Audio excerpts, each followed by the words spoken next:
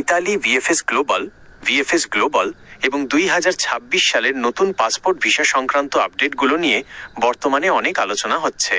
সর্বশেষ তথ্য অনুযায়ী গুরুত্বপূর্ণ বিষয়গুলো নিচে তুলে ধরা হলো। ভিএফএস গ্লোবাল থেকে সর্বশেষ কতজন ভিসা পেল?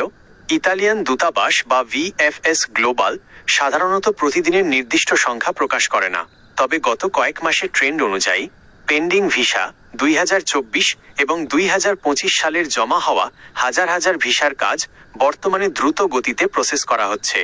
বিশেষ করে যাদের নুলা ওস্তা বা কাজের অনুমতিপত্র অনেক আগে বের হয়েছিল, তাদের পাসপোর্ট ডেলিভারি দেওয়ার হার বেড়েছে। বর্তমান অবস্থা, দূতাবাস তাদের সিস্টেমে আধুনিকায়ন করার কারণে মাঝখানে কিছুটা ধীরগতি থাকলেও বর্তমানে সাপ্তাহিক ভিত্তিতে কয়েকশো পাসপোর্ট ভিসা সহ ডেলিভারি দেওয়া হচ্ছে। তবে নির্দিষ্ট সর্বশেষ সংখ্যা কোনো অফিসিয়াল সোর্স থেকে প্রকাশ করা হয়নি।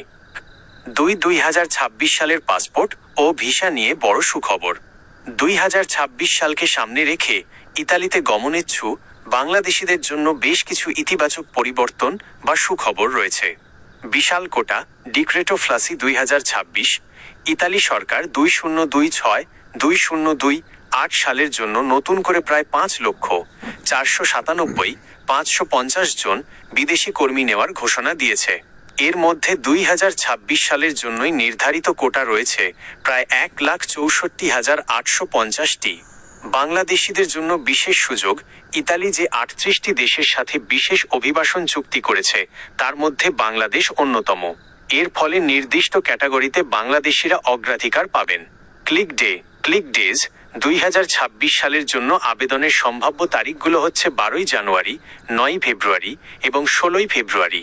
এই দিনগুলোতে অনলাইনে আবেদন জমা দেওয়া যাবে। সিস্টেম আধুনিকায়ন। গত বছরগুলোতে বাংলাদেশ থেকে ভিসা জালিয়াতি এবং দালালের দৌরাত্ম্য বেড়ে যাওয়ায় ইতালি দূতাবাস কড়াকড়ি আরোপ করেছিল। এখন ডিজিটাল ভেরিফিকেশন সিস্টেম চালু হওয়ায় সরাসরি মালিকের তথ্যের ভিত্তিতে ভিসা দেওয়া হচ্ছে, যা প্রকৃত কর্মীদের জন্য সুখবর। 3. পাসপোর্ট জমা নিয়ে বিশেষ সতর্কতা। ফেব্রুয়ারি 2026। একটি জরুরি আপডেট হলো, কারিগরি রক্ষণাবেক্ষণের টেকনিক্যাল মেইনটেন্যান্স জন্য 11 ফেব্রুয়ারি থেকে 18 ফেব্রুয়ারি 2026 পর্যন্ত ইতালিয়ান দূতাবাস বিশ্বব্যাপী ভিসা আবেদন গ্রহণ স্থগিত রাখার ঘোষণা দিয়েছে।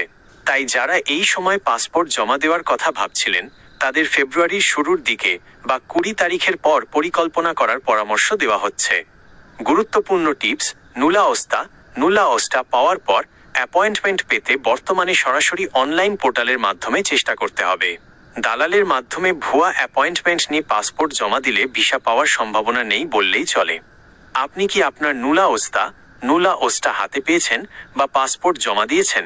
জানালে আমি পরবর্তী করণীয় নিয়ে সাহায্য করতে পারি।